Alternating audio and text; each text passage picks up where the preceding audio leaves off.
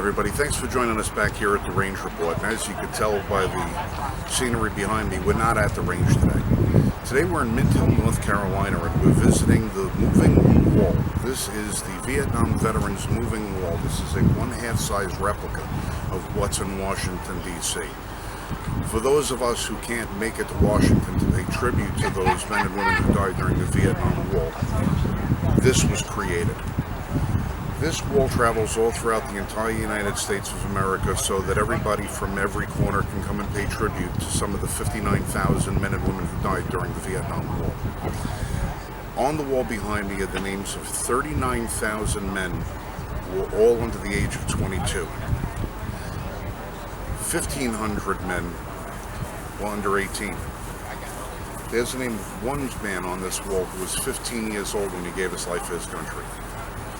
8 of those names are nurses that died while tending to wounded. It's an extremely emotional event anytime you visit anything that pays tribute to the men and women of our United States Armed Forces. But it's especially moving for people in my generation because these men were coming home right around the same time that I was being born. When the Vietnam War ended, during the Nixon administration, it's when I came into being. So I'm very fortunate that everywhere I go, I come across somebody who I see who has a Vietnam vet hat on. And I always make the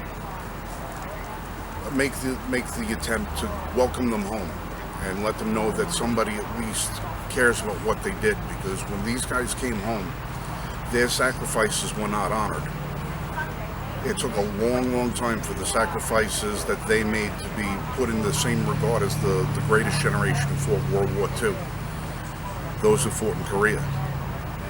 So when you look around and you see a dozen veterans at a wall like this, breaking out a piece of paper and etching the name of somebody that they knew, somebody that they stood with, somebody that was by their side in battle.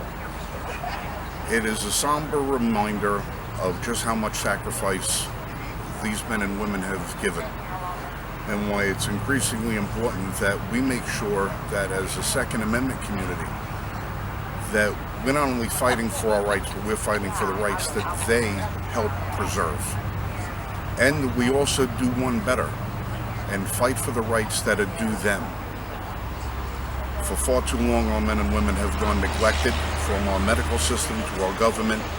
Every hall of power has turned their back on these men and women. And it's our responsibility, just in saying thank you to them, that we do our best to make sure that we hold accountable those who keep telling them no. Now, in the links below, we're going to have the website for the Moving Wall and all of the list of all the locations that this wall appears throughout the country. I'll encourage you to please go to that list and find the location where this is going to be somewhere near you. And when you get there and you see a man or a woman walking around and they have that hat on, they have that vest on, and they're showing this ribbon, make sure you go over and tell them welcome home. It's been 40 years overdue, and it's time that we say thank you. So on behalf of the Liberty First Foundation, be safe, shoot straight.